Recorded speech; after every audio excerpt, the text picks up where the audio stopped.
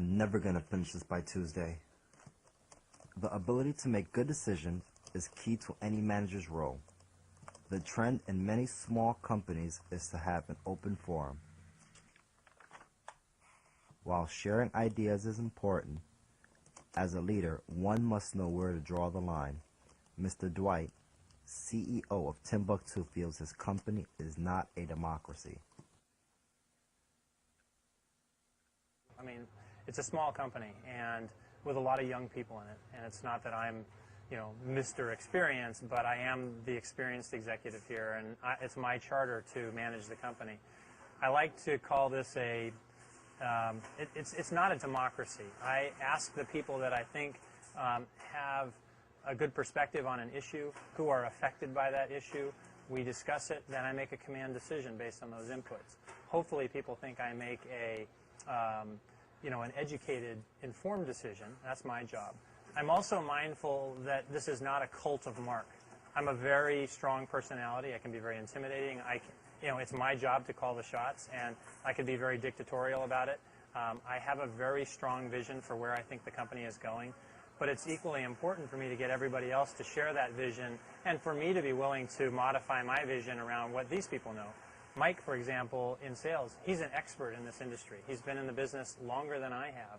I grew up in a totally different industry. So I defer to him and help work through issues with his guidance. But it isn't to sit around and ask for everybody's opinion and vet out every possible detail. We have to make a decision and move on. Sometimes we make mistakes, but it's better to have made a mistake and moved to a new place than to sit around and talk about it.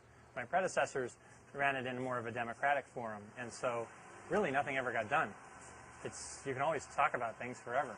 That's the way the government operates.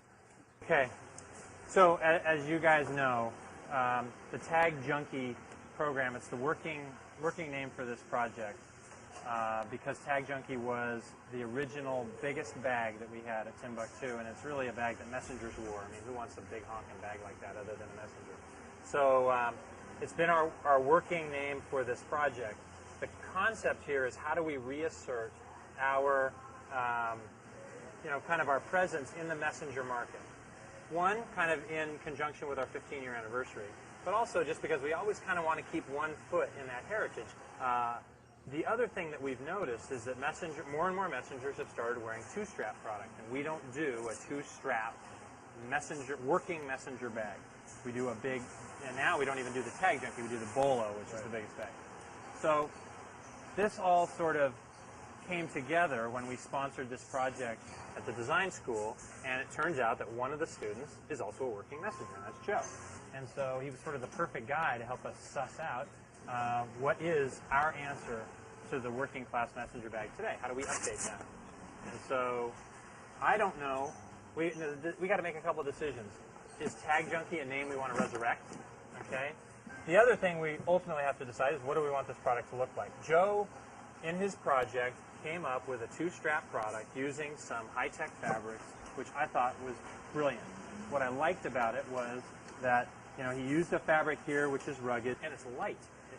This bag is nice and light. I like the lightness. Is it just as durable as the ballistic, and is it just as waterproof and weatherproof? Yeah, More waterproof. waterproof. Matter of fact, More waterproof? This won't pick. If we were to look at how we would manage or select the scrim fabric to really treat this as a laminate and maximize that ability that X-Pac has. You lose the liner. You lose the liner. The liner becomes part of it, and it's laminated, so you get a 3-layer laminate, and then this becomes a very clean. As far as like a minimum. Talk to him about that. I've talked to the people at Timbuk2, and that's something they can do. Okay. So they do a coating. Now, the flip side, of course, to that is we can buy this. We already have this. We can buy this. I mean, right now, you're right. That kind of takes it to the next level. The other thing is we've looked at these are very costly materials, and as we've looked at this, the brainstorm that we had was, hey, okay, messengers, but who else wants high-performance products? Motorcyclists. And motorcyclists ride at night more than bicyclists do. And so this high visibility material into the motorcycle market, and we can charge more in the motorcycle market, so we can support the cost of materials here. Looks a lot like motorcycle wear. Yeah. These ones, though, right? Yeah. Would a motorcyclist wear this bag?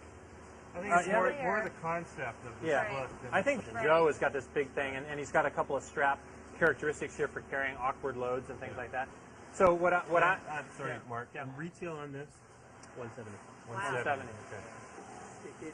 If you look at the pricing in our product line and you talk about the pro level, Yeah. it's easy to see why there would be a premium. And Right. It's very logical in terms of the price point progressions, you know? Yeah. What about here, Mike? Oh, I think this stuff is great. No, I mean price point. Motorcycle. Yeah, I think it can be over that $100 price point. I'm still not totally sold on the X-Pack. We'll go do some research whether we can do a special laminate. Yeah. But if we couldn't, would sales be okay with going with the X-Pack as long as it hits our cost objective? Yeah, that's fine. You know, I look at it from different angles. From a sales perspective, sure. You know, it has a neat look to it. But then again, you know, I come from a technical background, and this is already played out. Yeah.